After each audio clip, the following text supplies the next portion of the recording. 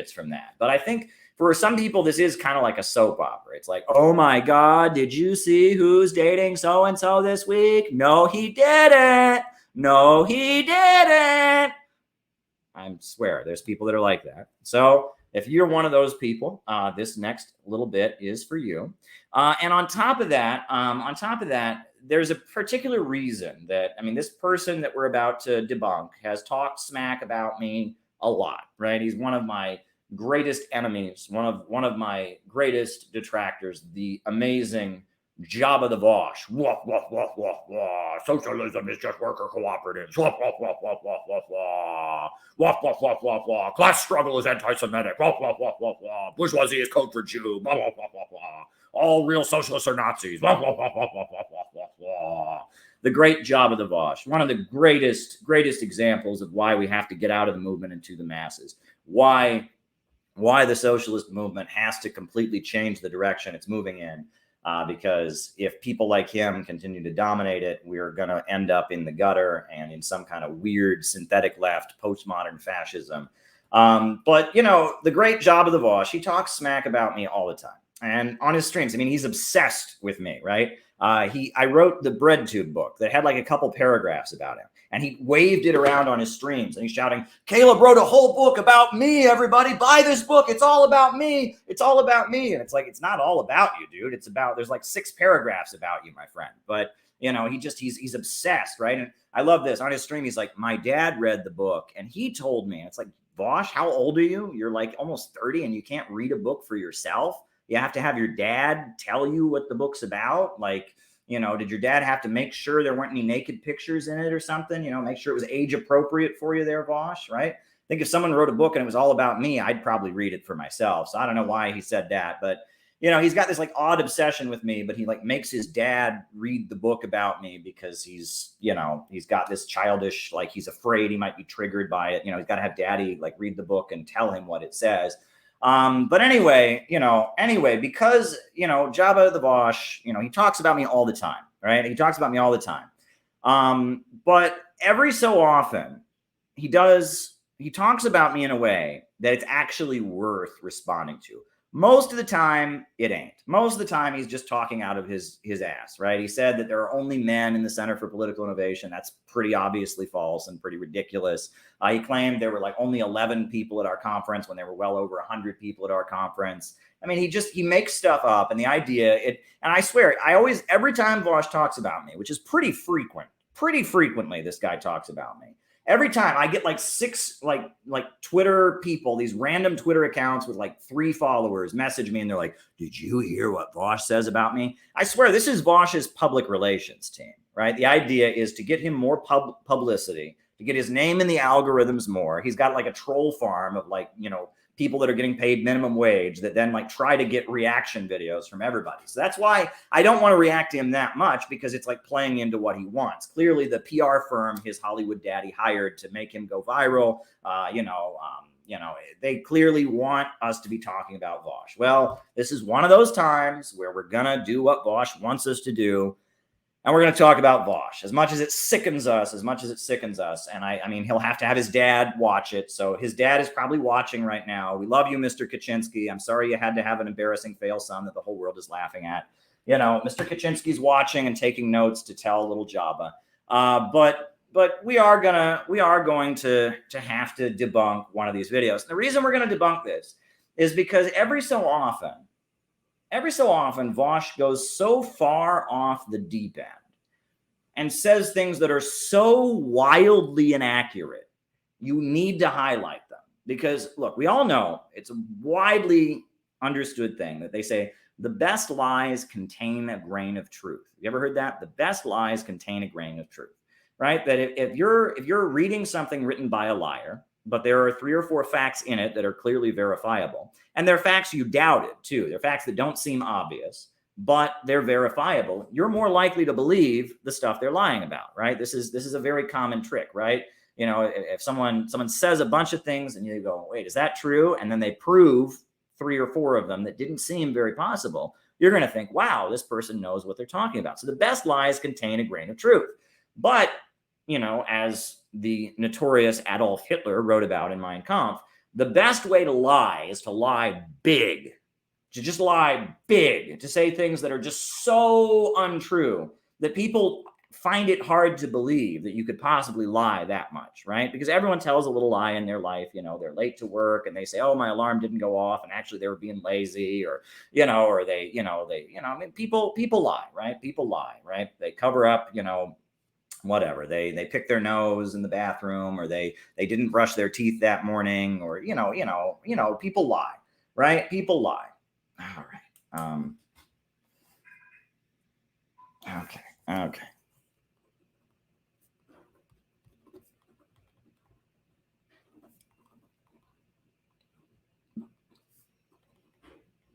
Wrote it down. People lie, but they don't lie big. They don't tell big lies.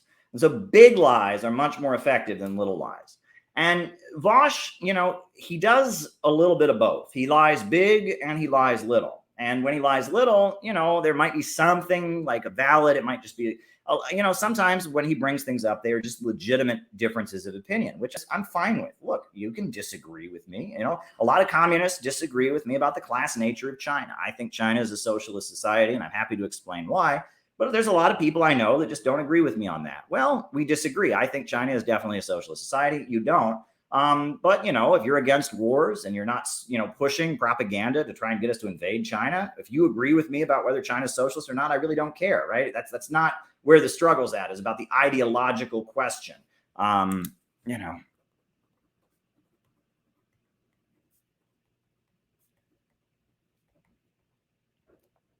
Wrote it down. That's not really where it's at, right? And that, there are little minute disagreements people have about points of Marxism, etc. And I don't really care about that. So when Vaush is like raising, well, he thinks this or that, fine, right? But every so often, he just goes off the rails and he lies so obviously. He says things that are so obviously false that you need to show it to the world, because it can help inoculate people against Vaush. And that's why I'm showing this. I want anyone who's considering looking at Vaush or believing Vaush about anything, or turning to him for ideological leadership about anything, I want them to listen to what he says in this clip, because he's so obviously lying. So obviously lying. I mean, he's just not telling the truth in any conceivable way. And I want people to see that, because that's how you can tell that he's a complete big fat liar. I mean, this is the art of the big lie. He's saying things that are so obviously false, but he's just bluffing. He assumes, why would he lie about something like that? I mean, no one could lie that badly. Well, you're going to see him lie on here, because this is our community, right? There's like 200 people watching right now. It's been going up to like 300 lately. We have a good crew of people. There's probably a couple thousand people that'll watch this in the coming weeks. That's great. But our community, we know what we talk about on these streams, and we know what we're about. We know what we stand for. But we're going to watch Vaush explain to his audience what it is we stand for. And I think you're going to see that anyone who is at all familiar with what we do on this YouTube channel is going to know that he is really a dishonest actor. Like, this guy has no interest in telling the truth whatsoever. He is a highly dishonest person, and that he's got a job to do, which is smear and destroy the reputations of anyone who's anti-imperialist, anyone who doesn't celebrate the CNN propaganda and hostility to Russia. And that is all he is. He is a complete smear artist and shill, and he's not even really a socialist. And so I'm just going to show you what Vaush tells his community that we're all about, because I want you to see this, right? Because, anyone who tells you, there might be other things Vaush says that sound credible, but he said this, and he knows he's lying about this. He knows he's lying. So let's just start out. This is a video that Vaush made. The title of it is Caleb Maupin is a Fascist, and he's got fascist in all capital letters. This is Vaush. This is how he starts out the video, and it just goes downhill from there. And it's very revealing. And there's parts of it. Well, we'll get to it. Let's just have fun with it. So this is, hold your stomach, cover your eyes and ears. This is Vaush being Vaush. This is who Vaush is, folks. Watch this, and you will know who Vaush is, and you'll know why no one should listen to this lying sack of garbage.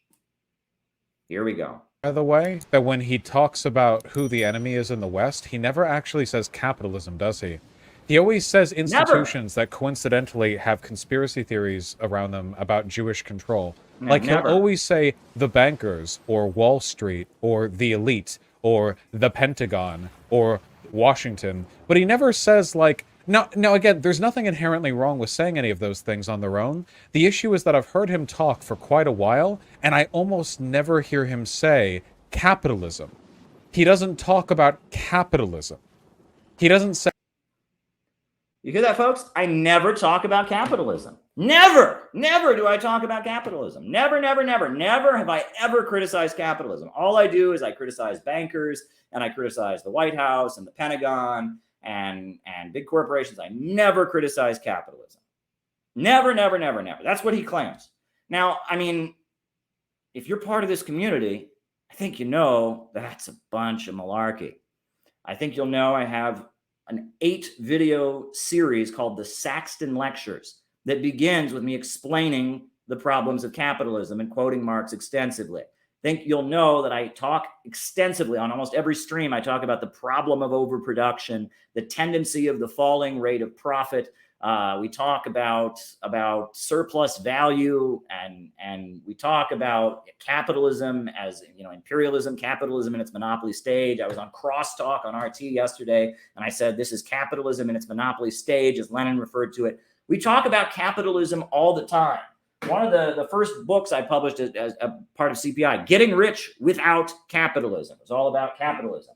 And we talk, not only do we talk about capitalism nonstop on these streams, but we talk about capitalism and we define it as what it actually is. Capitalism is production organized for profit. It is a system where the means of production, the centers of economic power, function to make profits for private owners, where you have a profit-centered economy that is not rationally planned.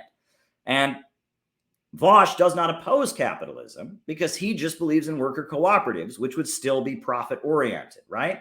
And that is one of my biggest critiques of the breadtube community, is that they don't really oppose capitalism. Opposing capitalism and favoring a cooperative model is still having profits in command. If the Pentagon, if all the military corporations were cooperatives, how would that stop the military-industrial complex? That would just expand the desire to make profits from war from the corporate boardroom all the way down to the factory floor. I mean, if the prisons for profit were all just cooperatives and the guards were like shareholders, how would that stop private prisons from wanting to make money and locking people up? That just addressing the inequity in ownership between the worker and the factory owner does not eliminate capitalism, because capitalism is production organized for profit, and profits and human needs do not align. There are many examples of things like war and the prison industrial complex and eliminating jobs with technology and poverty amid plenty. All the problems of a society where the means of production are organized to make profits not being addressed because you just have a worker cooperative. So Vaush isn't really a socialist. He's not really a socialist. He doesn't oppose production for profit. And every night on these streams, we rant and rave against what Karl Marx said that capitalism is: production organized for profit. Frederick Engels, he said, under capitalism, the means of production only function as preliminary transformation into capital, meaning that capitalism is a system where nothing gets done unless a private capitalist makes money from it. And that is what we are struggling against. Mao Zedong, he called it profits in command. That's what capitalism is.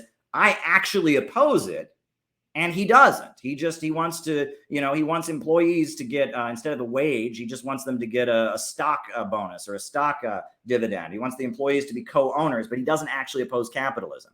And it's interesting because he's complaining, he alleges that I never criticize capitalism as an economic system, which I do. And then he's saying, and he's claiming that I criticize the White House, I do criticize the Pentagon, I do criticize, the big corporations, et cetera. Well, the thing is, Vaush is projecting, because that's the mirror image of what he does. He just vaguely criticizes capitalism and tells you have to believe Big Pharma about the vaccines, and tells you have to believe the US media that's telling you that we should go to war with Russia and we should escalate confrontations with Russia. He vaguely criticizes capitalism, and then he tells you you should believe everything the mainstream media says about China. He vaguely criticizes capitalism while he says that the FBI are good and that the reason we need to dump Trump is he's disrespecting our great FBI. While he tells you to turn your family members into the FBI if they're involved in QAnon, he just criticizes this vague concept of capitalism, which is what, businesses not being worker co-ops or something in his mind. And he never actually fights any of the capitalist institutions. Sam Marcy, the founder of the Workers' World Party, used to say socialism is as socialism does. And if your talk of capitalism is just, I'm against unfairness between employers and workers, but on all the issues, you side with the capitalist institutions like the Pentagon, like Big Pharma, like the prison industrial complex, like the mainstream media. If you side with the big corporations and capitalists all the time, but you never actually, but at the same time, you just vaguely criticize capitalism, that's useless. That doesn't do any good, the British Labour Party are socialists. Whoop-de-doo. They're the main imperialist party in Britain. Right, and that he's got it all wrong, right? What if I didn't criticize capitalism on these streams? What if I didn't? What if I never mentioned capitalism, but I was on here ranting against the Pentagon, ranting against Big Pharma, ranting about crimes against working people? Would that be better or worse than some guy who sits on there and says, "Yeah, Russia's evil, man. We need to have a war with them"? Oh, that's not Vaush. Yeah, Russia is evil. We need to have a war with them. Believe Big Pharma. Turn your neighbors into the FBI. Oh, but I vaguely capitalism bad. Capitalism bad, right? It is completely useless to criticize capitalism if it is not involved in any actual confrontation with the capitalist power structure. So even if he was right in what he was saying about me, it would still be a bullshit criticism. This is utopian. This is Socialism, Utopian and Scientific by Frederick Engels, a book I can guarantee you he's never read because it talks about all the things he doesn't know about, like overproduction, like the tendency of the falling rate of profit, like, capitalism leading to poverty amid abundance. All the things he never talks about are discussed in that thing, and it talks about how we need production upon a predetermined plan, etc. But in that book, it makes a clear distinction against what he calls utopian socialism, this vague idea that we need a more moral and ethical society, and scientific socialism that is about organizing the broad masses of people, the working class, against the private owners of capital, those who own the banks. Banks, he said banks. Those who own the factories. Oh my God, factory owners. Against those who run the state and the Pentagon, right? That we are trying to organize a real class struggle to serve the needs of real people. We're not just vaguely talking about how society could be more egalitarian. So by saying that you're not allowed to criticize the Pentagon, you're not allowed to criticize the White House, you're not allowed to criticize Big Pharma, you're not allowed to criticize any of these things, but you should just vaguely talk about capitalism is immoral, capitalism's no good.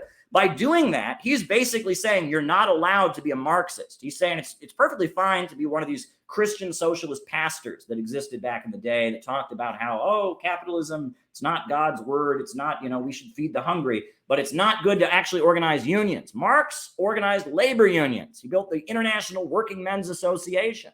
Marxism is about struggle and confrontation, and it means you call out and condemn and mobilize resistance to actual institutions of power, which Vaush doesn't believe in doing. And he says that anyone who does that is somehow a Nazi.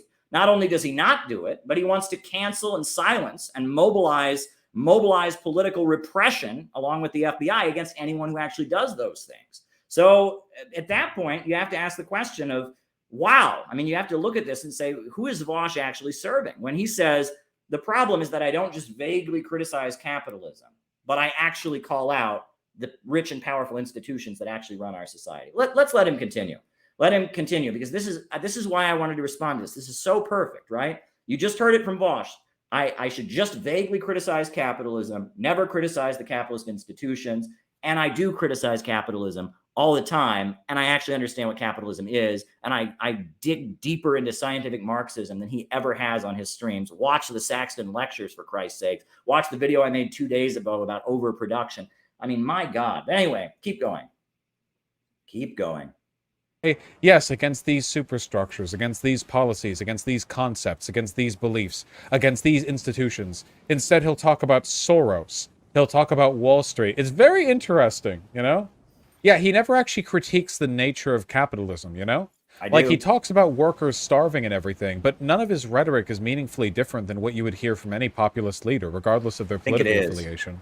I think He'll it talk is. about, like, you know, the workers' struggle. But the workers' struggle to what? What world do you want to build? What system I do think we you talk about disagree that a with? lot. What are the issues at hand Yeah, here? Like, what do we ever want to organize? It's not like we have like a 4-point plan calling for public ownership of natural resources, public ownership of banking, a mobilization of infrastructure, and economic bill of rights. It's not like we actually want to build anything, right? I just get on here and rant about people being poor all the time. I mean, has he ever been to the website of the Center for Political Innovation? I mean, this is what I told you guys. This is the big lie.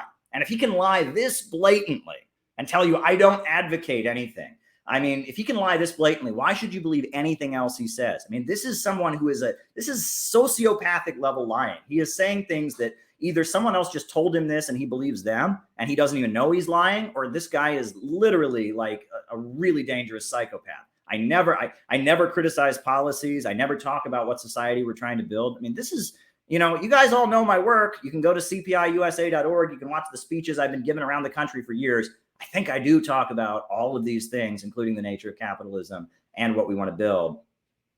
what are we talking about, you know? But we'll never know. He's convinced Soros is funding degrowth. Oh, you mean the thing that Nazis tend to believe? Soros funding degrowth in the Western world? Oh, you mean the thing that I only ever hear Nazis talk about? Are Nazis going around talking about degrowth? This is an interesting point. Now, this shouldn't be our main point, but actually, Nazis tend to agree about degrowth. One of these Nazi groups, someone sent me a video they made that was directed at leftists, and they said, yeah, we need to degrow. And the problem is people in the third world need to have lower living standards, and that, they want to reduce the population. Nazism is all about degrowth. They believe in overpopulation. They believe in eugenics. They believe in all kinds of degrowth stuff. Also, I don't think I ever said Soros is funding it. Soros, he's a billionaire who was involved in mobilizing to overthrow the Soviet Union. So anyone who's a legitimate communist, right, should be critical of Soros because he was key in helping bring down the Soviet Union, organizing color revolutions and destabilizing countries in the Eastern Bloc and bringing in neoliberal shock therapy economics. But, I talk about him quite a bit, but I don't say he's funding degrowth. There's quite a few capitalists that are funding degrowth, but, Soros might be involved for all I know. But I don't think I say that. And I also don't think Nazis say that because Nazis tend to be in favor of degrowth. In fact, a lot of these shooters have been eco fascists, environmental fascists, right? They're motivated by wanting to stop global warming, wanting to reduce the population. So there you go. He's just wrong on that point. Writing it down.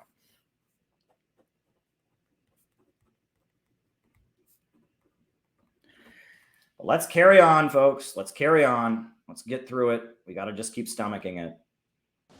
And yeah, I don't know what his solution is. All I know is that it'll be final. So is he really unironically just an... Yeah, he doesn't know what my solution is. I don't just have it on the CPI website. I've not written all kinds of books about what I want. No, I just want to put people in gas chambers. I just want the final solution. Now, as we keep going, it'll be very, very obvious. But has Vaush ever debated anyone without equating them to Nazis? Ever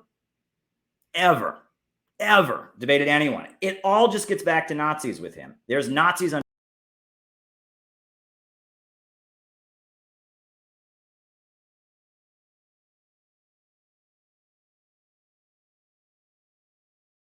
Hey, you all still there? Wow, this is interesting. This is very interesting. Not sure what's going on here, but there we go. Anyhow, as I was saying, can you all still hear me?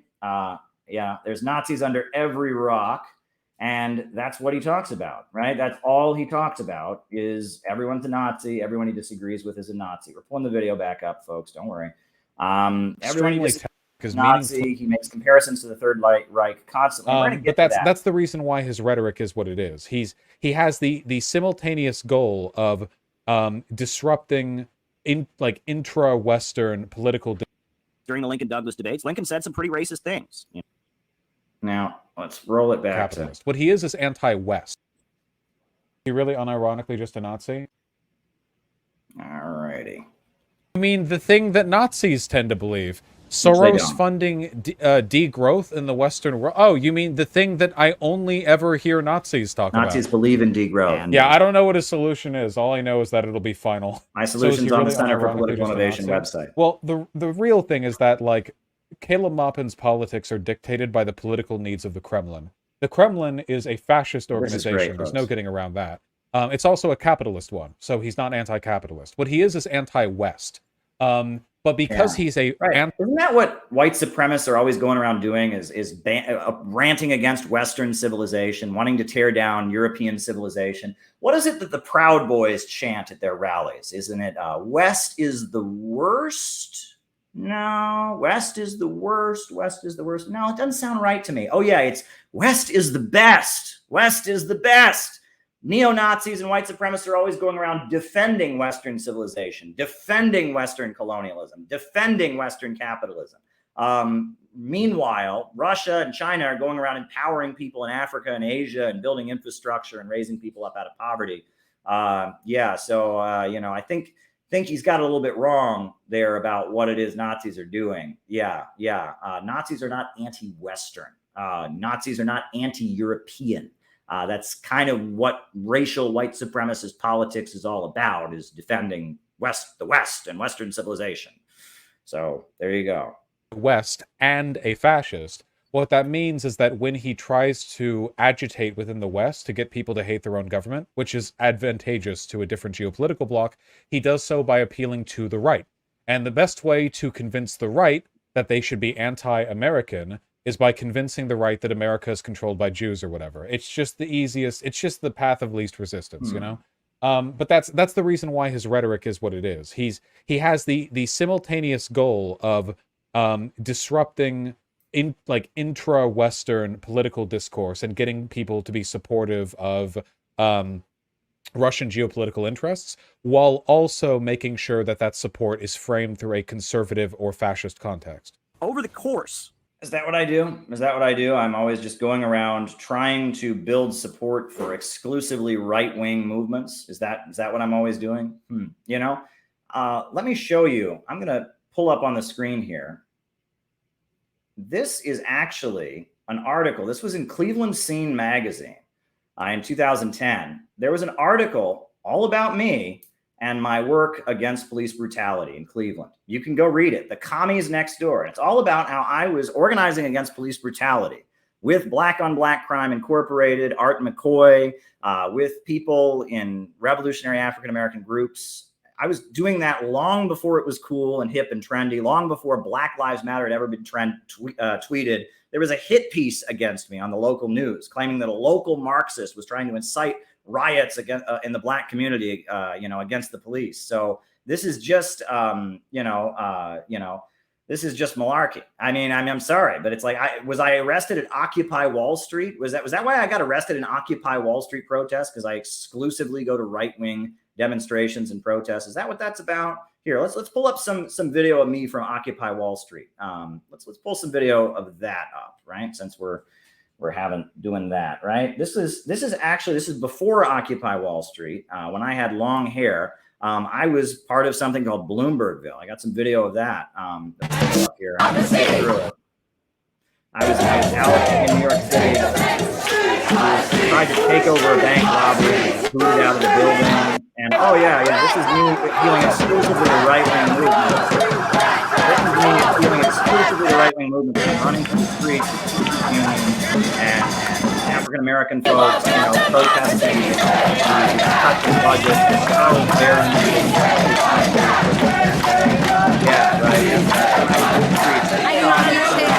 Yeah, that's you can watch video of me almost getting arrested and getting into street scuffles and stuff, with Occupy Wall Street. Yeah, that's because I only appeal to right-wing movements. This guy is just such a liar. But let's continue, because so next he actually plays me talking for a little bit. And this gets really special. Of the U.S. Civil War, Abraham Lincoln changed. Abraham Lincoln did not want to abolish slavery. That is a fact. Abraham Lincoln really, really wanted to keep slavery intact. He just wanted to not have the federal government accommodate slavery. He felt that slavery was wrong, but he didn't want to mess with the South and their slave system. He just didn't want it to expand. And during his debates, during the Lincoln-Douglas debates, Lincoln said some pretty racist things. You know, he said, well, just because I'm against slavery doesn't mean I believe black people are equal, etc. He said some pretty racist things. But Lincoln took office, and the slaveholders took up guns and tried to overthrow the government. So Lincoln was forced to build a coalition with the abolitionists and with Harriet Tubman and with Frederick Douglass and with the labor unions. And in the process of building that coalition, Lincoln changed. Lincoln changed. Lincoln's views shifted. W.E.B. Du Bois, the great Marxist scholar, writes about this. And even though Lincoln came into office trying to hold off a civil war, trying to not abolish slavery, he was forced by historical conditions to actually abolish slavery. He was forced by historical conditions to align with slave revolution. None of this is anything that anyone on the far right would ever say, right? I just want to talk about this. The fact that he can sit there and hear me talking this way, talking about W.E.B. Du Bois and Lincoln and the coalition to abolish slavery and talk about all these things he hears me talking about. But somehow he just maintains that, nope, Caleb is secretly a member of the Ku Klux Klan. He's Sig Heiling the white race and wanting to kill all Jews. I mean, he doesn't. I mean, is he this stupid? I mean, I'm giving the Marxist line on the Civil War. Go and read William Z. Foster's Outline Political History of the Americas. That's what they talk about. Go and read Black Reconstruction by W.E.B. Du Bois. That's what they talk about. Go and read The People's History of the United States by Howard Zinn. That's what they talk about. But the fact that he's sitting there hearing me espousing the Marxist history, I mean, does he not notice that the Confederacy is what the white supremacists support? White supremacists are going around defending Confederate monuments, Vaush, not Lincoln. White supremacists are going around saying that the Confederacy was good. They're going around arguing that somehow the Confederates are good and trying to defend their monuments. Did he sleep through that? Did he sleep through that? There we go. I'll write this down. All right. Now it does. It's attacking Tom. Cool. Anyway, we'll keep going. So he's watching me just go over the standard Marxist line on the Civil War, which is that Lincoln, despite his racist tendencies, was forced by material conditions to join arm in arm with a progressive movement led by Marxists to defeat slavery. With Harriet Tubman, with the labor movement, with others, that Karl Marx endorsed Lincoln. I'm going over all these historical facts from a clearly progressive perspective. And he's sitting there and, he's just decided, Caleb must be a white supremacist, even though I'm saying the standard Marxist interpretation of the U.S. Civil War. Like Frederick Douglass, to align with Marxists even, and have Joseph Wedemeyer, a Marxist, like part of be a leader of his military, have August Willich become a brigadier general in his army. Struggle changes people. It's material conditions that lead to... Yeah, so basically what he's saying right now is that if you're a revolutionary or far left or a Marxist, that working with people who don't fully agree with you but are willing to work with you is a good idea. Yep, that is what I'm saying. That is what I'm saying, and I'm right about that. Then why is he against working with the Squad and with the Democratic Party, I wonder? All right. Wait, hold on. Hold on, folks. Gotta pull up another picture. Why am I against working with the Squad and the Democratic Party? All right, hold on, folks. Hold on. Do you see that picture, folks? That is AOC. And you know who is in the far corner there? That's me. And that was before AOC was anybody. That was at a Bernie Sanders meetup. That was just after AOC had announced her candidacy, long before she'd won the primary. I was meeting with AOC at a bar in Brooklyn with other Bernie Sanders supporters. So I was not against the Squad. I was not against Bernie. In fact, I knew AOC before she was AOC, you fucking lying piece of shit. I have photo evidence of it. I knew AOC before she was AOC. So give me a break. Give me a break. Why doesn't he ever work with them? I tried to like AOC. And in fact, I even defended AOC long more than she deserved. I was an admirer of AOC. I knew people who worked in her campaign office. And you'll recall after she let us down on supporting the Bolivian coup, and after she let us down supporting Tibet separatism, and I've been to AOC's town hall meetings. I tried my hardest to like AOC, but she made it abundantly clear that she was pro-imperialist. And when Force the Vote got going,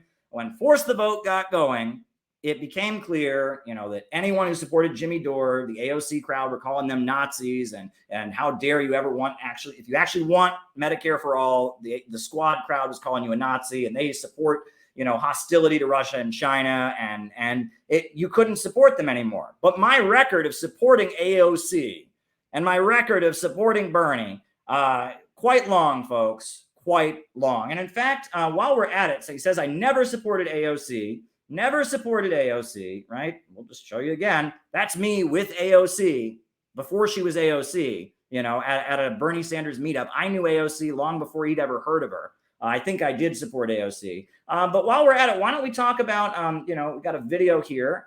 This is me when Bernie Sanders launched his campaign. Now, this is me when Bernie launched his campaign, in Brooklyn, when he launched his presidential campaign in 2020. This is where I was. And take a look at this.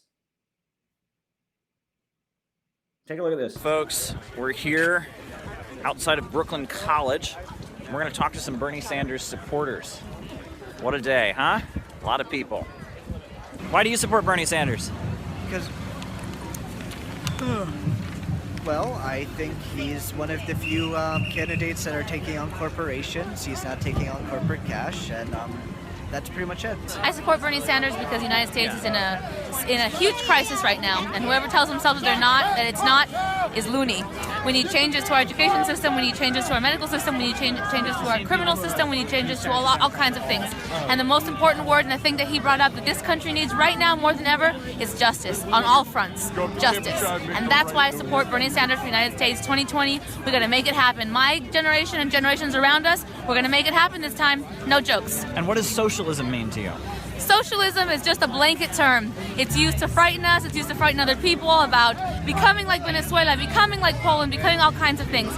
But in the heart of hearts, socialism is the idea that people provide for the things that the people get from. We put into it and we get out from it. I am not saying I'm a socialist. I'm not saying that this is socialism. I'm saying that to everything there's layers. Corruption comes in many forms. It comes in capitalist forms, and socialist forms, and democrat, every kind of form. And if we can keep corruption out, that's what matters. Don't get caught up with the blanket terms. I owe $80,000 in debt, and In most countries, it's free to go. And I don't even know how I'm going to pay it off, but I had to pay $80,000 just to get a normal job. By the time I'm done paying it, I'm going to be able to have to buy a house. It's pretty difficult to actually live on Long Island, especially in New York, having to pay property taxes, and then also have to pay off $80,000 just to be able to have like a decent living. Yeah. And what does socialism mean to you? Well, I believe it's also kind of misunderstood. He's not really, favoring a socialist government. He's favoring ideologies that basically means that society provides for things, including education and healthcare. Socialism is a society should be providing for itself, not specific individuals being able to benefit from our tax dollars, but us uniting and actually getting the money that we put in back. I think this whole socialism, capitalism. Anyway, yeah. So when he tells you that I never had anything to do, I was talking positive about AOC and Bernie much longer than they deserved it. I'll tell you that much. And when I didn't break with them until it became clear that they wanted to be our enemies. So he's just lying about that.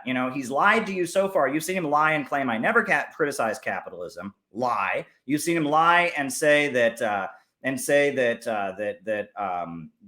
seen him lie and say that I never supported any progressive movement. That's clearly a lie. I've shown you that I was part of Occupy Wall Street. I've shown you how my police brutality activism was so well respected and admired that the press had to comment on me in Cleveland. There were hit pieces, there were articles defending me, etc. I've showed you that he lied furthermore and claimed that somehow me supporting Lincoln and that me, opposing Western capitalism is somehow fascist, when actually fascists oppose Lincoln and support the Confederacy, and actually fascists tend to celebrate Western civilization. So, do you see how many times he's lied so far in this clip? I mean, why does anyone listen to this liar? I don't know why anyone does, but listen, I've got a super chat to write down, and then we'll get on with the rest of this, because there's so many here. I mean, hey, Caleb, what do you think about Pico, California, and its relationship? I don't know anything about that, Michael. I can't answer you because I don't know anything about it. All right. Next question, or not next question, next clip. Continue, Vaush. Continue your lies. Wait, hold on. I'm noticing a bit of a contradiction. If his argument here is that introducing left-leaning values into organizations with which we share some things in common, in Lincoln's case, the abolition of slavery, then why is he so fervently opposed to any kind of electoral or political support or coalition building with the largest liberal majority in the country, which does agree with us on at least some basic things, improve? I just proved over and over and over again that I did give support to Bernie Sanders. I did give support to AOC. I was involved in the protests against brutality. I was involved in the protests, of Occupy Wall Street. I mean, he just lies like this. Now, do you see how blatantly he's lying here? He just says these things. He's done zero research into who I am. And he just decides, his dad told him, I guess, or whoever told him to say all these things about me. I'm 34 years old, folks. I've been around a long time. I've got receipts. I mean, if someone can lie this blatantly, why should you believe them about anything else? Have currently. It's almost like none of this means anything. What he's basically doing right now is saying, hey, leftists used to side with Abraham Lincoln, so now why don't we side with Donald Trump? That's what he's actually saying. We used to work with the most progressive option at the time to achieve political goals that we shared. So to celebrate that legacy, I think that we should also work together with fascists to achieve fascist goals. Yeah.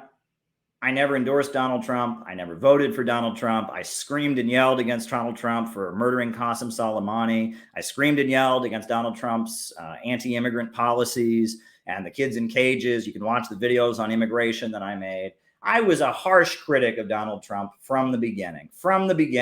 He just makes these things up. And it's like in his mind, anyone who's not marching in lockstep, obediently following Biden, like him, is somehow working for Trump. He can't break out of the capitalist duality.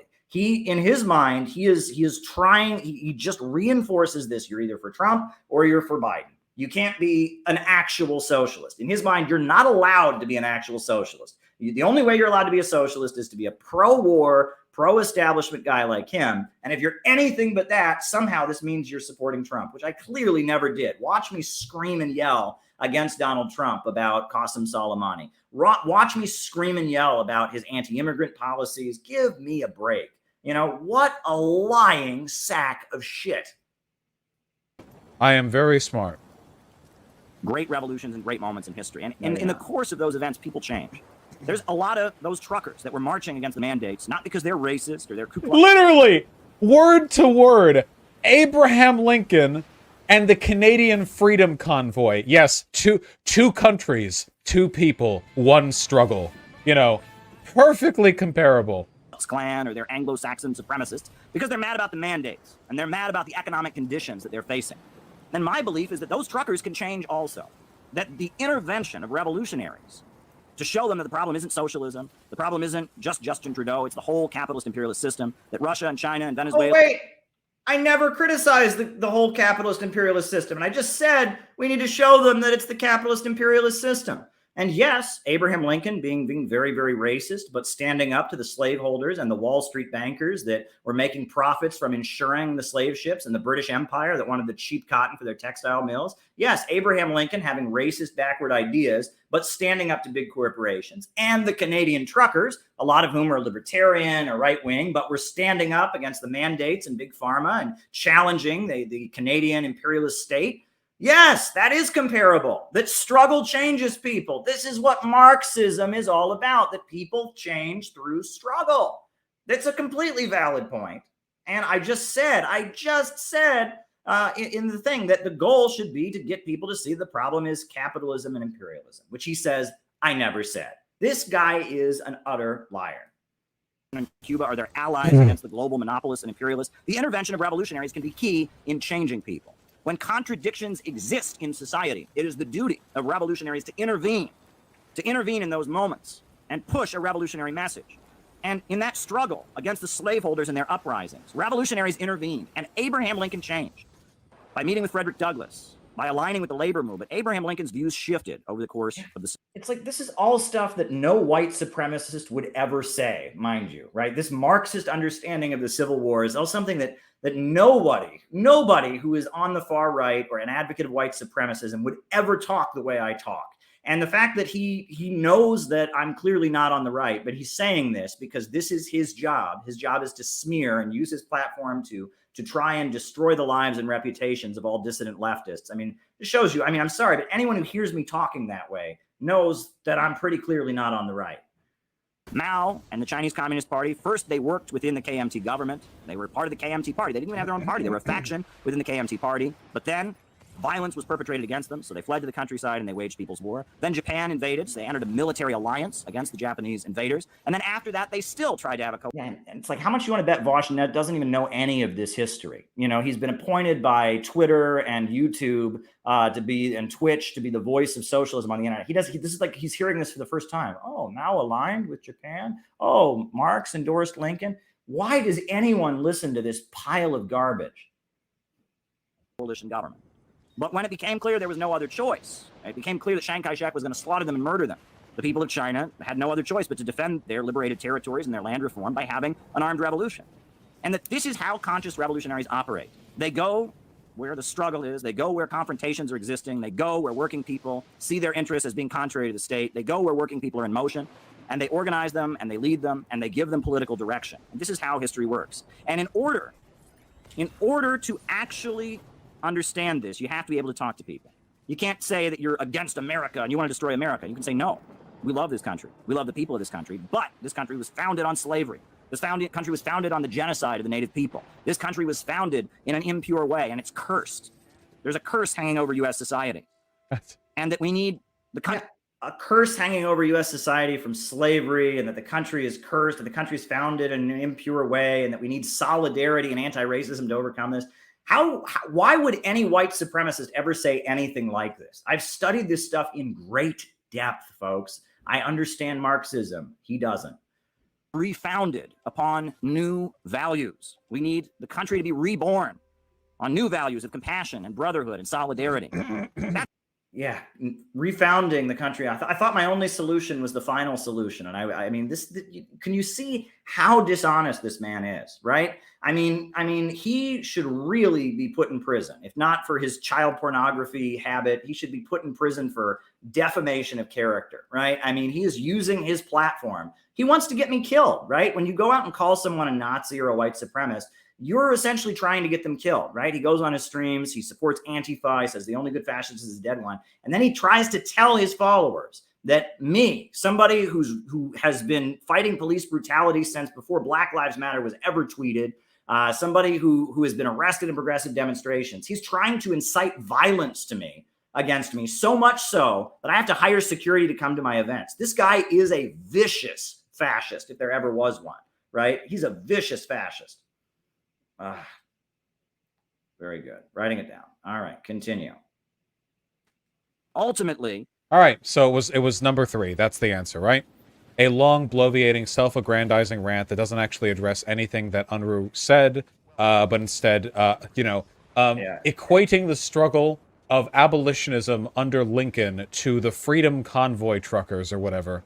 Yes, a struggle against big capital that was supporting the mandates and supporting the big pharma, led by people with backward views, and a struggle against big capital like the big corporations and banks and the British Empire and the slave owners who supported slavery, and someone who had backward views, a racist like Abraham Lincoln. It's a completely fair comparison to make. People with backward ideas come into confrontation with the powers that be, and instead of just writing them off, Marxists have a responsibility to go to such people and win them to a revolutionary line instead of just writing them off. That's not what Vaush wants to do. He just wants people to work for Joe Biden. He doesn't want things to actually change. Your job is to defend Joe Biden, from conservatives, right? He doesn't actually believe in socialism. He believes in maybe an employee stock option program. And also there's a bunch of bad people out there, bad people that are conservative, and they all need to be killed and murdered, and you can't try to change their minds, and they all just need to be killed and murdered because they're conservatives. I mean, this guy is an idiot. Not to trail behind them, gesticulating and criticizing. Our job is not to stand in the way and oppose them. Our job is to march at their head and lead them. And it's only a matter of time before the American people are rising. The gas prices are through the roof. The food prices are through the roof. Homelessness is rising. They're criminalizing homeless people across this country. And at this point, the American people are angry. They're angry at Wall Street. They're angry at the Pentagon. They're angry at the big banks and corporations. And our job as conscious revolutionaries is to find a way to get the American people who are angry at this government, who are angry at the big banks and corporations. He pretends to be an expert on me, but watch his face. He's clearly, this is the first time he's ever heard me say this. I say that on my streams over and over and over again, that we must align the people of the world and their struggle against imperialism with the US working class and their struggle against big corporations. That's my mantra. I say that over and over and over again because that is the conscious job of revolutionaries living in the heart of the empire, is to build anti-imperialist solidarity, working class struggle against the big monopolies and corporations, against the imperialists, right? And he's seen me say this. He's never heard this before in his life. He's never heard anyone say this, not just me. He's never heard anyone say this. This guy claims to be an expert on Marxism. He has no clue what the people who marched against the Vietnam War and waved the flag of the Vietnamese were talking about. He has no clue what the Black Panthers were standing for and why Fred Hampton admired Kim Il-sung and why the Black Panthers waved the little red book around. He has no clue about any of this.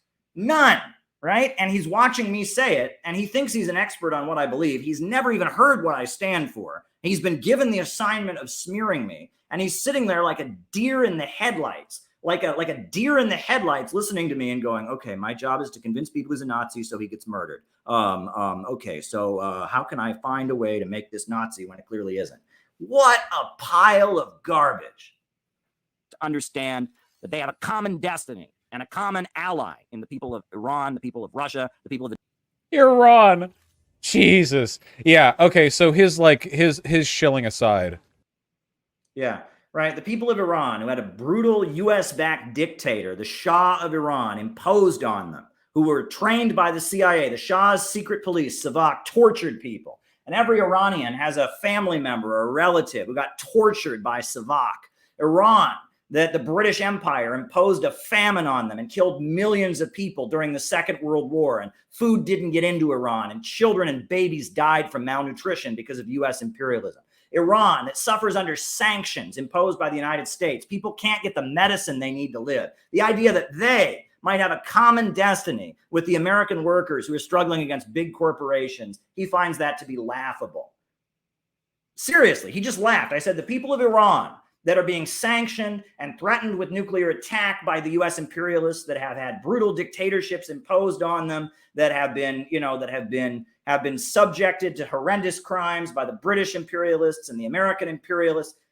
The Iranian people might have a common destiny with the American workers and the people struggling at Amazon and the people struggling to pay their bills right now, the people who lose their homes and jobs because of healthcare, people crippled for life with student debt. The fact that the American people and their struggle against the big corporations and the struggle of the Iranian people against US imperialism, the fact that they might have a common destiny is something he thinks is so crazy that he's going to laugh at it.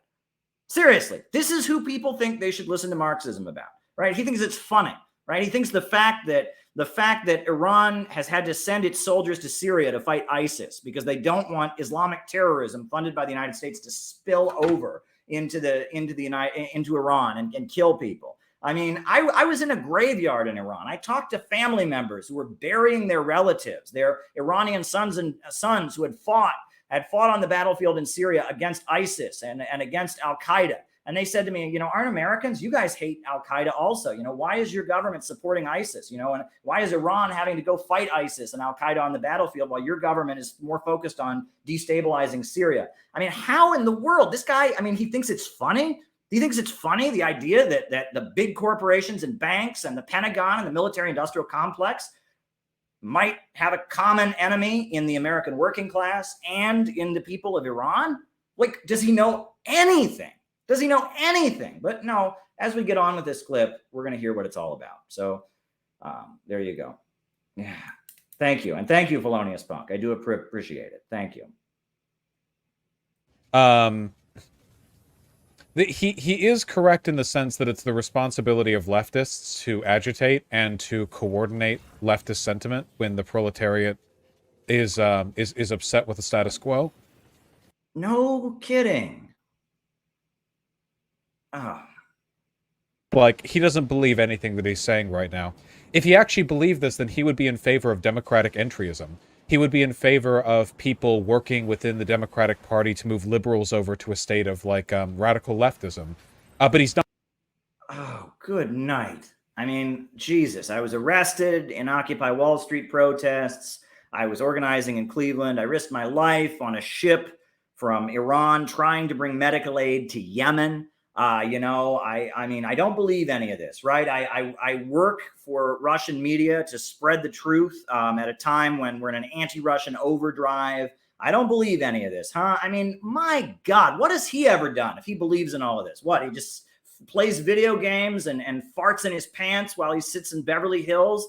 I mean, give me a break. Do I really believe? I don't believe a word I'm saying. And I put my body on the line, you piece of shit. I've actually taken risks. I've made great sacrifices. There's people in my family I don't talk to because of this. You realize, I mean, my God, who is this guy? What has he ever done in his life to tell me I don't believe in this stuff? What has he ever done in his life? And I was with AOC in that video. You'll see I was with AOC long before she was AOC. I mean, I was talking to Bernie people at the opening day of the rally. Who does he think he is to tell me he doesn't believe in this? I clearly believe in it. He doesn't. He exclusively advocates in favor of and supports far-right movements in the West. Yeah. Occupy Wall Street was not a far-right movement. Black Lives Matter, not a far-right movement. Chris Smalls and the Amazon Struggle, Center for Political Innovation. We have his placard about Chris Smalls. Give me a break. And that's it. He's not consistent on the political entryism thing. He is consistent on the far. Yes, I am consistent. Not only do I oppose the police brutally murdering African Americans, but I also say, despite the fact that I disagree with what she was doing, and I think she was absolutely wrong to be doing what she was doing, that the police shouldn't have murdered Ashley Babbitt, right? I am consistent. I think that just because a police officer is angry at an unarmed person, he doesn't have the right to pull his gun out and murder them. And that applies to Amadou Diallo, and that applies to George Floyd, and that applies to Ramarley Graham, and that also applies to Ashley Babbitt. I am consistent in this. I don't support police state repression against the working class, and I don't support wars. I don't support Bush invading Iraq. I don't support Obama bombing Libya. I don't support Trump attacking and taking us to the brink of war, attacking Syria, murdering Qasem Soleimani, and I don't support Biden escalating a proxy war in Ukraine and trying to get as many Ukrainians killed as he can to make a point against Russia. I'm actually consistent. He's not. He doesn't oppose wars unless they're done by Republicans, and I'm not even sure he opposes them then.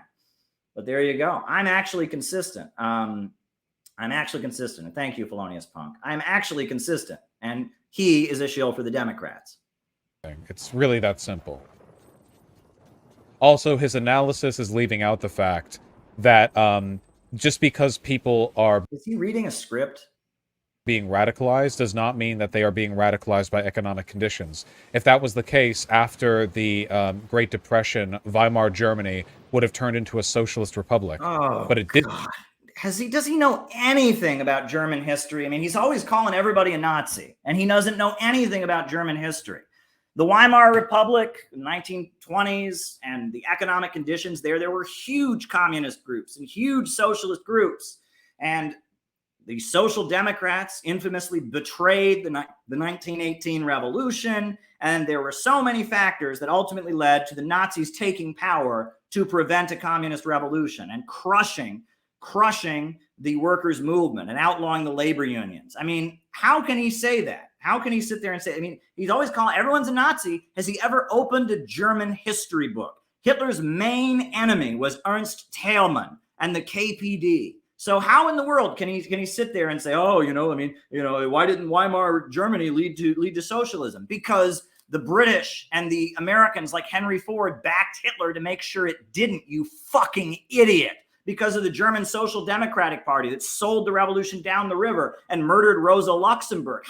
What is wrong with this man? I mean, if everyone's a Nazi, you'd think he would know something about Nazis. I mean, it seems like all this guy knows is well, never mind. We'll keep watching. All right. Did it? Instead, it turned into a government that Caleb Maupin actually would have liked to have lived in. Oh, shut up. The Donetsk People's Republic, the people of Venezuela, the people of Nicaragua, Donetsk People's Republic. And that the struggle globally against U.S. imperialism and the struggle domestically against big banks and corporations and the Pentagon is one struggle. The people of the world must unite to defeat See his face there? He's never heard our this job. before. And we won't do it by saying we want to tear down and destroy the country and we hate everyone here and they're all a bunch of Euro settlers. And we won't do it.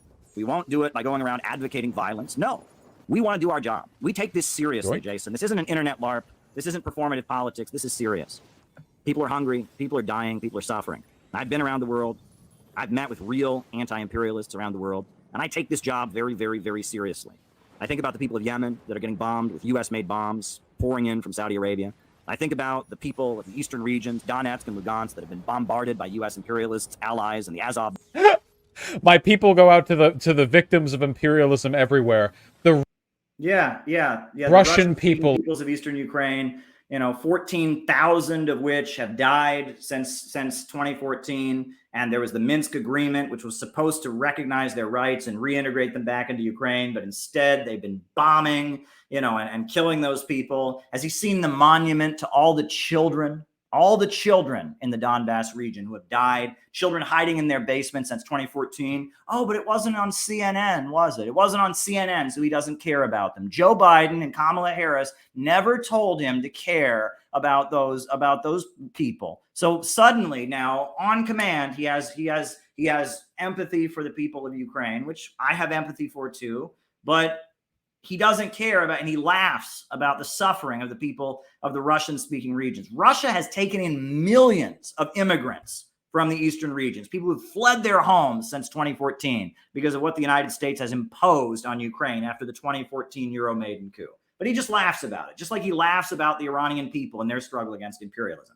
This guy is a vicious supporter of U.S. imperialism. Right. I mean, he thinks the fact that Russian-speaking children and people in the eastern regions have been hiding in their basements, he thinks that monument. I'm going to pull that monument up. Right. This is who Vaush is laughing at. I want you to all see who Vaush is laughing at.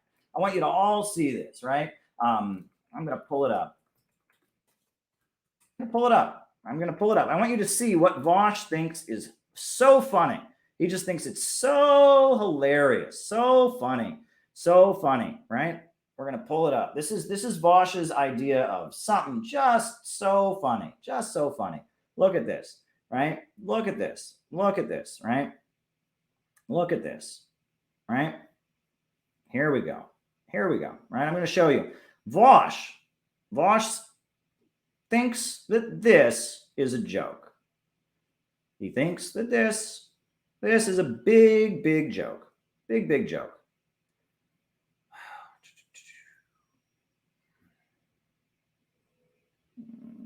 Okay.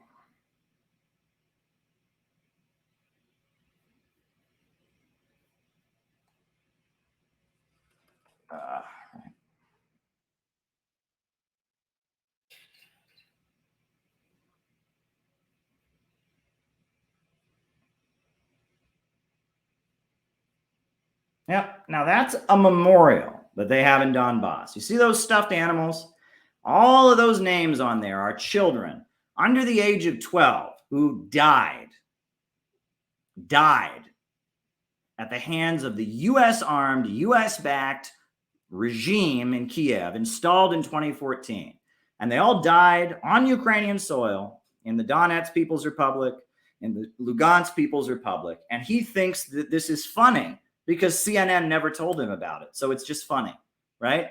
Since 2014, people have been dying in the eastern regions of Ukraine. And Vaush thinks it's funny. He thinks it's hilarious, right? He just thinks it's a big joke and he just laughs it off. What a sick person. I mean, Vaush is the kind of person that would have attended lynchings back in the day. He's the kind of person who would have gone to the lynchings and laughed as they strung up somebody and poured gasoline on their body. That's the kind of sick person he is. He thinks what the Iranian people have endured is a big joke. He thinks what the people of the Donbass regions have endured is a big joke. I mean, he's the kind of person that would have gone to lynchings. I am convinced, right? He goes after dissidents. Basically, his whole job is to try and bully, threaten, and harass dissidents. This is the kind of person who would have gone to the Roman Colosseum and watched Christians be eaten by lions, right? I mean, that's the kind of sick, evil person he is. He admires the powerful. He admires Joe Biden. He admires Kamala Harris. He admires the Pentagon. He admires big tech, and he hates people who question authority, people who think for themselves. He hates people in Iran or people in Russia or people in Venezuela or people in Cuba who assert their independence, and he enjoys watching them be killed. What a sick person. In East Ukraine. Yeah. Okay, you know how there really wasn't that much of a fundamental ideological difference between Stalinist Russia and, like, Nazi Germany in terms of, like, their belief of the nation state and the suppression of the people in favor of, like, the common will? Oh, good God. There was no difference ideologically between Nazi Germany and Stalinist Russia. Oh, good Lord. I mean, I don't know. Then why did the communists, starting in 1935, have a policy of building a popular front against fascism? Why did communists from all over the world go to Spain to fight against Franco? Why did thousands of Americans go to Spain to fight fascism? Why were communists in the United States organizing to stop lynchings and, marching in support of the Scottsboro Nine? Jesus, why? Why did the Battle of Cable Street happen, where communists went out to fight Oswald Mosley in Britain? There's no difference. I mean, why were the Nazis trying to restore the past? And, talking about, they had a Third Reich and they were trying to go back to the past, and they were all into Wagner and knights and swords, while the communists were promoting science fiction and technology and human progress. Why were the Nazis trying to reduce their population and sterilize people and prevent them from breeding and breed people like animals with eugenics, while the Soviet Union was promoting the languages of oppressed nationalities, making sure that every one of those nationalities in the Soviet Union had a written language, promoting their language in order to grant national autonomy? Give me a break. I mean, how can he say these things? How can he say these things? Why was the Nazi state promoting philosophical irrationalism in Nietzsche, while the Soviet state was promoting dialectical and historical materialism in Marxism? There was a huge ideological difference between them. This is just something that he thinks he can say, and he assumes that his audience doesn't know anything about it.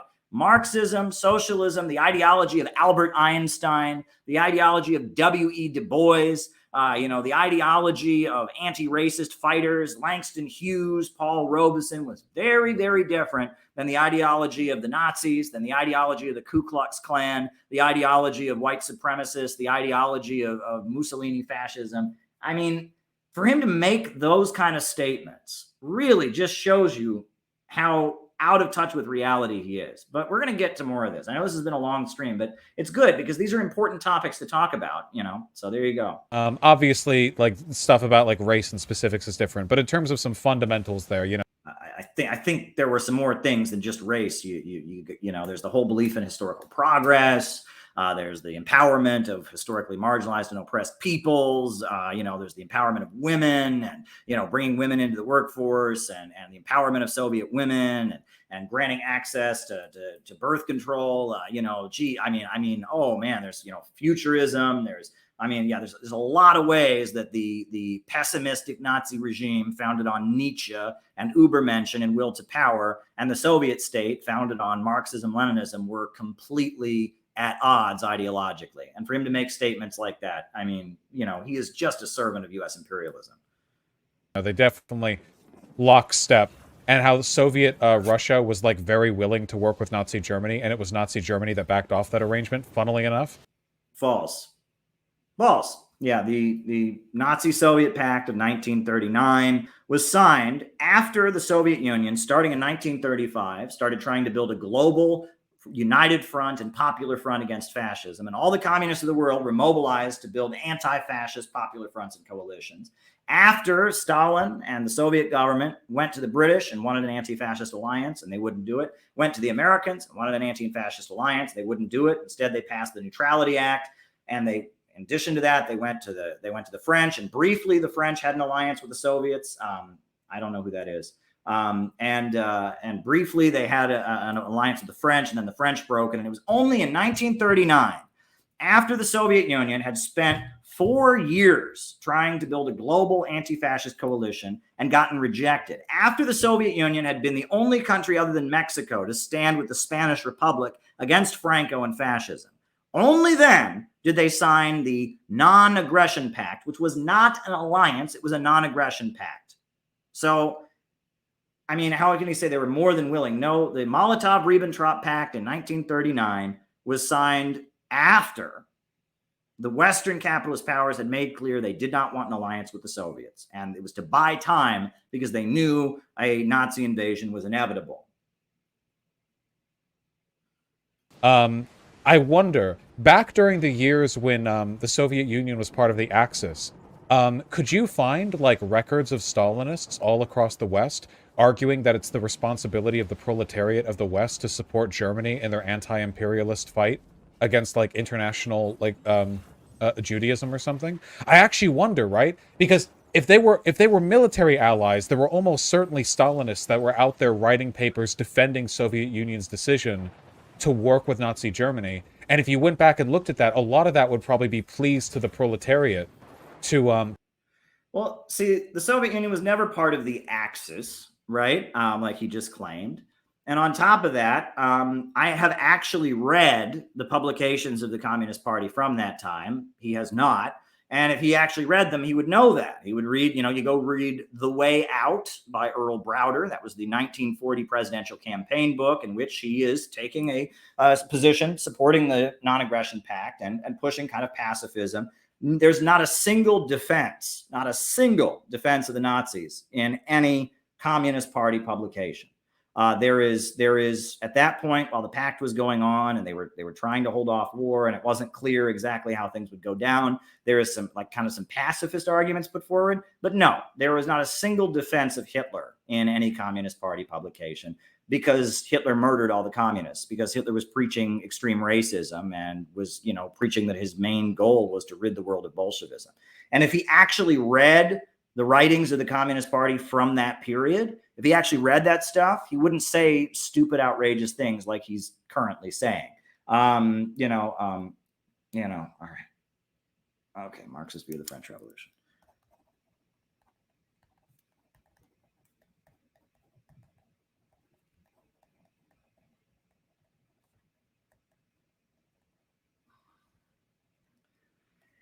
So yeah, I mean, it's utterly shocking that he can say things like this. I mean, no, there's not such writings because the Nazis were not anti-imperialists. They had been stripped of their colonies after World War I, and then Hitler took power with an authoritarian Bonapartist regime aligned with big industrialists, and they tried to seize their colonies, right?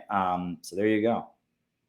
Understand the need to fight back against Western capitalism, right? I feel like you could find that. Well, you can. I should have someone look for that sometime, or look for it myself. You should actually read it. You should actually they were know allies what you're talking for like about a good before you get on here and tell hundreds of thousands of people what you think it is. Like a good while, It's not like it was just 1 month. I mean, they would have had time to produce that propaganda in joint. Yeah, why don't you actually go read The Way Out by Earl Browder? Why don't you actually go listen to? I actually have on this channel. I've got a campaign speech from Earl Browder from the 1940 election where he calls for creating a Washington, Moscow, Beijing axis to be against both the Nazis and the British. Battalion in Ukraine for so long. I think about the people of South and Central America who are fleeing because their countries have been devastated. But I also think about the working people of Pennsylvania and Ohio and Michigan and Arizona and Texas and how they've been devastated. And I see the potential for an... Also, slight point here, noteworthy that he chose, like, red states for that. I don't know. Yeah. Red states are suffering economically, my friend. Maybe you didn't notice that the reason that Donald Trump got elected is because a lot of people in red states are economically suffering and losing their jobs and devastated. And only the right wing has been able to capture the economic anger that people feel because the left wing is full of shills like him that are just defending the status quo. And yes, I am concerned about people in red states because their anger at the big corporations and banks, et cetera, the only people that seem to be paying any attention to them are conservatives. The left is dominated by pieces of shit like you who say that basically the status quo must be defended, that anyone who actually criticizes capitalism is a Nazi. It's a concern of mine that the Rust Belt, the people who've lost their jobs and are economically devastated, people from small towns like mine, they're suffering. And the only people that are trying to channel their anger into politics are on the right. And it doesn't bother him. He just wants to exterminate them all. All right. It's interesting that Vaush supports Nazis in Ukraine while calling on everyone else Nazis. We should know what side he'd be on during the socialist revolution. Exactly, David. You're exactly right. Exactly right. Let's continue this. It's a little thing, but you know, the plight of the worker is universal to Americans, and he just happened to choose like very quintessentially red states. It's just a little interesting, you know? Yeah, he doesn't care about people in red states, right? That's what his basic position is. People in red states are all evil Trumpers. They all just need to die. And anyone who wants to organize them into unions and anyone who wants to bring socialism to them just needs to be wiped out because, anyone who sympathizes with them is somehow a Nazi. That's his message, right? So, yeah, it's a huge crime in his mind that I would dare want life to get better for low-income people in Illinois and Indiana and Pennsylvania and Ohio and Texas and Minnesota and Arkansas and Oklahoma, right? I mean, wow. This is getting serious, you know? Why am I lagging? Stop lagging. Bob Dylan, he has that song All Along the Watchtowers. There's a line in the song where Don't he says, ruin "Let that us not song. speak falsely now. The hour is getting late." I don't like Bob Dylan, but I think that speaks to the moment we're in. We are headed for a real crisis. Why doesn't he like Bob The Dylan? time I for want to fooling around know. and waving airsoft guns on the internet is over. The time for burning American flags is over.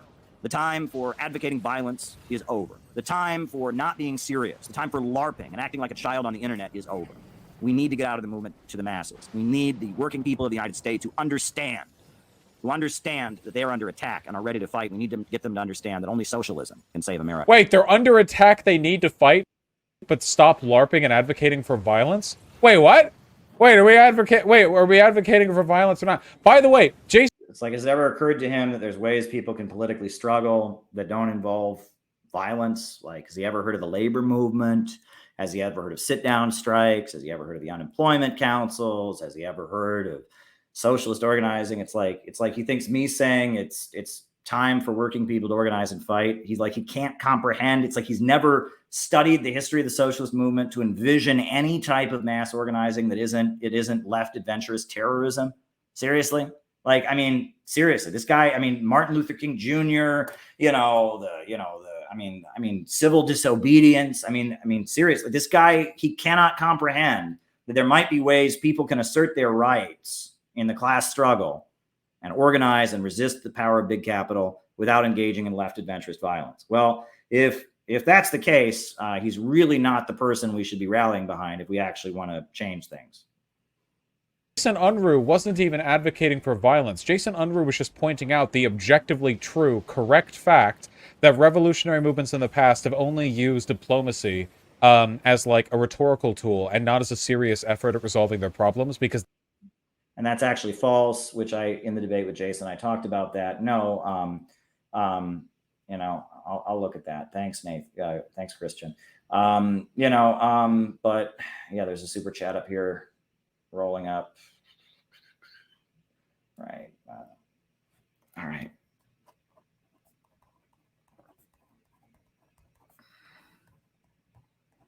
Operable.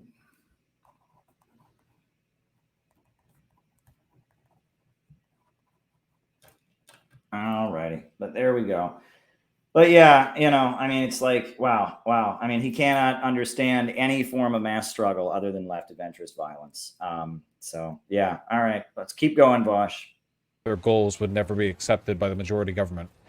Unruh didn't even advocate for violence. He only pointed out the fact that revolutionaries, if you're like a group of like 2,000 revolutionaries and you like write to Washington and you're like, hey, listen, we're going to bomb your capital, but if you're willing to give all power in the U.S. to us, we won't do it. I hope that you understand the importance of... That's not what happened. The Chinese were in the KMT government. They advocated reforms through it. They tried to take power peacefully, blah, blah, blah. I mean, it's like anyone who knows anything about the history of Marxism knows that the communists genuinely tried to peacefully take power when that was made impossible. And they were forced to defend themselves. That's how violence happened. That they didn't just write a letter to the KMT and say, we're going to bomb you unless you do this. They actually were in the KMT government. Mao was an alternate member of the Central Committee of the KMT national government at one point. I mean, what an idiot.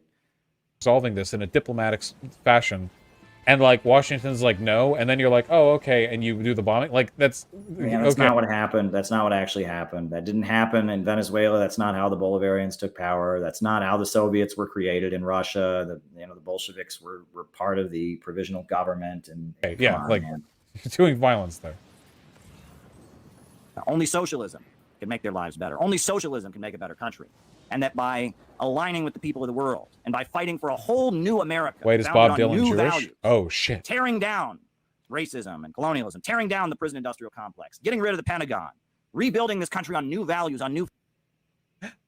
I'm being very uncharitable right now, but to be fair, Maupin does make it easy, doesn't he? foundation, that by doing that... So literally, he just said, and I'll just, that's the last we're going to show of that.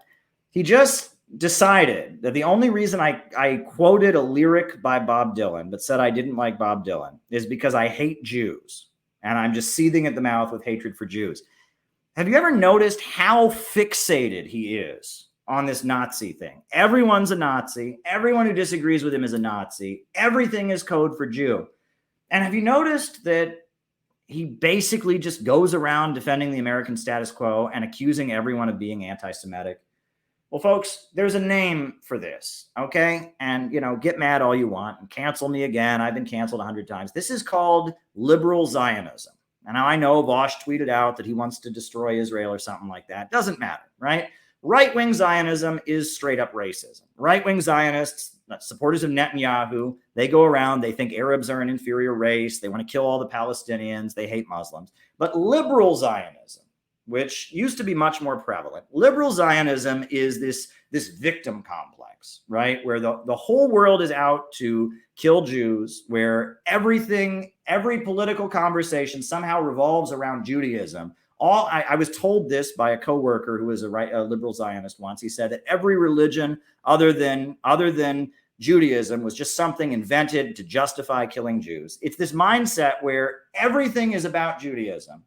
Every alternative viewpoint to your own is somehow anti-Semitic, and that's where Vaush lives, right? The only reason I could possibly not like Bob Dylan is because I want to kill all Jews and I'm actually a Nazi. The only reason I could disagree with him about Iran or Russia, the only reason I could do anything is because I'm a Nazi, right? He lives in this alternative universe called liberal Zionism, and he can criticize Israel all he wants, but in his mind, the world revolves around Israel and Judaism. Anyone who disagrees with him is a Nazi, and that's all there is to the world. And that is a really dangerous mentality. If I walked around the world and said that everything revolved around white Christians like myself, and if people disagreed with me, I said, you must be part of the anti-white Christian conspiracy.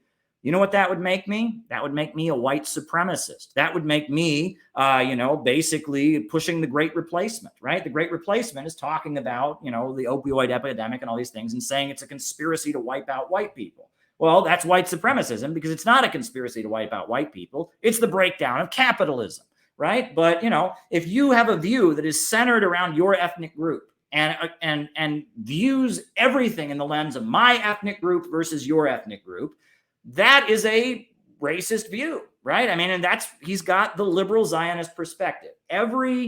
Everything is a big conspiracy against the Jews. Everything's a big conspiracy against the Jews. Anyone who disagrees with him secretly wants to murder all Jews. Communism, like he said, the Soviet Union was fascist. The communists, even though they rescued millions of Jews from the concentration camps, even though they tore down the walls of Auschwitz, even though they took Berlin, even though they led a global anti-fascist front, no, they were just the same as the Nazis. They all just want to kill Jews. Rich is code for Jew. Banker is code for Jew.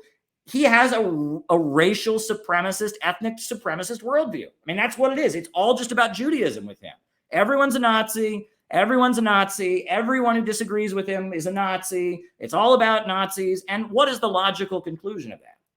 Right? He might say he's against Israel. But if all of humanity that isn't Jewish is all involved in this vast conspiracy to kill the Jews, well, you clearly have to set up Israel to keep them safe. This is liberal Zionism. And Vaush can say he doesn't agree with Israel and he can claim he supports Palestinians. But what he's preaching here is not Marxism, it's liberal Zionism, right? That's what he thinks. It is just plain liberal Zionism. And I am going to call it what it is. And I'm sure he's going to call me anti-Semitic for that, but I'm already anti-Semitic. I said bankers. I'm already anti-Semitic. I didn't like Bob Dylan. That's how this worldview promotes itself. Right-wing Zionists, Netanyahu, it's just straight up white supremacism. But with Vaush, it's this distorted ethnocentric worldview where everything is about Jews and anyone who disagrees with them is involved in this big plot against the Jews. And this is a form of ethnopolitics and racism that is very widespread in the United States, right? And a lot of Christians buy into this, mind you. A lot of right-wing Christians really believe this. I was sitting in a pew in a church on Sunday at a right-wing church, and he was saying, oh, whenever they burn the American flag, they also burn the Israeli flag. Oh, there's a big conspiracy against Israel. This is what Zionism promotes. The Zionist worldview, in their mind, you know, anyone who disagrees is a Nazi. Any criticism of Israel is coded anti-Semitism. Any mass populist movement where, you know, people are getting together and fighting for their rights is going to lead to a new Holocaust. This is a dangerous ethnic worldview, and it's you know, liberal Zionism, and you have to call it what it is. Vaush does not actually oppose capitalism. He thinks opposing capitalism means you just want every business to be a worker cooperative. And he thinks anyone who talks against bankers or against the military-industrial complex, that they're all secretly Nazis. He thinks that the global communist movement that built huge global anti-fascist fronts and actually defeated the Nazis is anti-Semitic.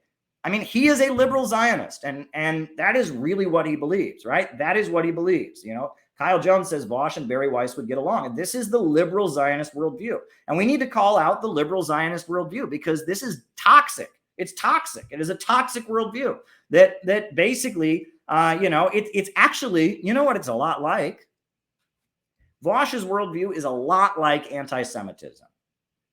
It's actually a lot like the very thing he's ranting against. Because what do anti-Semites believe? Anti-Semites believe the problem isn't capitalism, that Western civilization is great, that, you know, the traditional family structures are great, that, you know, capitalism is great. The problem is just the Jews. That's what anti-Semites believe, right? That's what they believe, right? That the problem is just this group of people they don't have good Christian morals or they're whatever, right? That's what they believe, right? That's what anti-Semites believe. And they believe that everything would be fine in the West as long as we just got rid of this ethnic and religious group. That's what anti-Semites believe. That's what Vaush believes. He thinks Western capitalism is fine. He thinks U.S. imperialism is fine. He thinks the United States is fine. There's just this group of people called right-wingers who we need to remove. He wants to outlaw the Republican Party. He wants to dismantle the GOP, he said. And he just wants a big purge of Western civilization. And then everything's fine. Right? That's what he believes. And he believes anyone who actually wants to criticize capitalism is part of this secret Nazi cabal that he's fighting against. Vaush is basically a reverse anti-Semite. You know, in his mind, it's just a big struggle. It's just a big struggle between friends of Israel and enemies of Israel. And anyone who disagrees with him on anything is part of some secret diabolical Nazi conspiracy. And if we just purge all of us, if they just ban us all from YouTube, if they all just put us all in jail for promoting conspiracy theories, then everything will be great because the war in Ukraine and sending weapons to the Azov battalion is good, and Iran deserves to suffer, and the Russian-speaking peoples in eastern Ukraine deserve to die and suffer, and any criticism of big pharma is just an evil conspiracy theory. That's what these folks believe. Liberal Zionism is basically reverse anti-Semitism, right? Just like anti-Semites have no problem with Western civilization, no problem with capitalism, no problem with imperialism. They just have this fixation on an ethnic group. That's what Vaush thinks. That is exactly what Vaush thinks, right? He just has this ethno-nationalist worldview where, it's about the Jews versus the enemies of the Jews, and anyone who disagrees is secretly part of the diabolical conspiracy of enemies of the Jews. I mean, this isn't Marxism, folks. This is a weird ethno-nationalist form of politics. It's liberal Zionism, and that's what he's espousing, right? And I mean, that's what it is, And again, cancel me for saying it, but I mean, they've already canceled me, folks. I mean, again, anyone who's critical of the vaccines is part of this secret Nazi conspiracy. Anyone who's critical of U.S. Support for the Azov battalion Nazis in Ukraine is part of the secret Nazi conspiracy. Anyone who disagrees about anything is part of some secret diabolical plot. Riches code for Jew, bankers code for Jew. The Soviet Union is somehow Nazi, even though they defeated the Nazis. Everyone's a Nazi. It's all just about this purging America of this secret Nazi conspiracy. I talked about this in my BreadTube book, because this is liberal Zionism, and it's dangerous, and it ain't Marxism. And we need to oppose it, because, folks, the world is not controlled by any race. Races don't rule the world. The issue is not race. There are working class Jews, there are middle class Jews, there are wealthy Jews, there are Jews of many different income levels and many different class positions. There are wealthy WASPs, there are wealthy African Americans, there are wealthy Asians. The problem is capitalism and the economic foundations of society, not some race, not some ethnic group, not some religion, okay? There's a reason that scientific Marxists called anti-Semitism socialism for fools. Vaush is a fool. Vaush is a fool. In his mind, the problem isn't capitalism. It's just a vast conspiracy against the Jews. I mean, and then a lot of the people he thinks are part of this vast conspiracy against the Jews are right-wing Zionists who are themselves Jewish, right? And in fact, a big part of the far right wing that Vaush is always ranting against, a big part of the Trump supporters were Netanyahu people. So, it's like, even though somehow all right-wingers are part of a vast conspiracy against the Jews, right-wing Zionism is part of it. His worldview doesn't even make any sense. It doesn't even make any sense, right? I mean, you get the idea that Vaush has been traumatized, right? That he's probably been told horror stories from his relatives about the evil things that were done to Jewish people in Eastern Europe, right? And I mean, it's true. I mean, he's from, I think, Koczynski. His last name is like a Polish last name. So it's probably a fact that his family endured pogroms and brutal anti-Semitic crimes, and fled to the United States. And so he's probably just grown up his whole life being told that there is this vast global plot against the Jews. And so he can't comprehend Marxism. He has to just center his worldview against this, that everything is that. And anyone who sounds like a dissident is secretly a Nazi. Vaush, everyone who disagrees with the mainstream in America is not a Nazi. Did you know that? Not everyone who disagrees with you is a Nazi, right? Not everyone who disagrees with you is a Nazi. Many people don't like bankers, and they don't mean banker is code for Jew. I'm sorry. I mean, it's like the reality this guy lives in. He lives in this distorted reality, and we need to call it out for what it is. There you go. Vaush, BreadTubes, and the Democratic Party. It's difficult to get a man to understand something his salary depends on. Exactly. I mean, this is paid work at this point. I mean, it's pretty clear. But I mean, this worldview that he has, I mean, look, there are many anti-Zionist Jews out there. Are they part of the secret Nazi conspiracy, Vaush? What about all the communists, of Jewish heritage who fought for Stalin and fought for the Soviet Union and defeated fascism? Are they part of the secret Nazi conspiracy against the Jews, Vaush? This is nuts, right? I mean, and it's so blatantly this ethnic thing he's got going on. I mean, could you imagine someone who's Polish gets on here and talks about a world conspiracy against the Poles, and everyone who disagrees is secretly an enemy of the Poles? It's a nutty worldview. It's a nutty worldview, and it's based on real trauma. And I want to be sensitive to that. I don't want to downplay things like the Holocaust, horrendous events, or things like the pogroms. I don't want to be insensitive to that. I don't want to downplay what his family probably suffered during the pogroms of Eastern Europe. And I don't want to pretend that horror of what went on and how the Jewish community was kept in ghettos and segregated. And I don't want to downplay that at all. But I'm sorry, Vaush, but in the real world, everyone who's critical of the bankers is not an anti-Semite. And the people who are pretty clear about it. And they're pretty goddamn anti-Semitic too. And they're pretty goddamn anti-communist. I mean, you read any anti-Semitic tract, the main argument that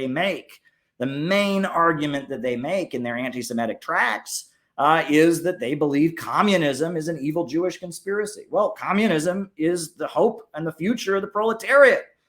Communism is a good thing, and it brings working people together of all different nationalities to struggle for justice. Communism is great, and it's not a secret that when the World Zionist Organization was being formed, that their main target was Marxists, because they thought Marxism might lead to working people of different nationalities coming together, and that would destroy the potential of creating Israel, right? You know, that Zionists were very opposed to the Marxists because Marxism was seen as bringing people of different ethnicities, nationalities, and religious backgrounds together in class struggle. So yes, you know, anti-Semitism is socialism for fools, and Vaush is reverse anti-Semitism, where reality is defined by a secret Nazi conspiracy, and everybody a secret Nazi conspiracy that's taken over the government and needs to be purged. That's also socialism for fools. Socialism is an ideology of class struggle, of the proletariat, the workers struggling to seize control of the banks, factories, and industries, to organize the economy to serve public good and not the profits of a wealthy few. That's what it is. All right. And I'm going to end my opening remarks now. We've gone on quite some time, but it needed to be done. Yeah.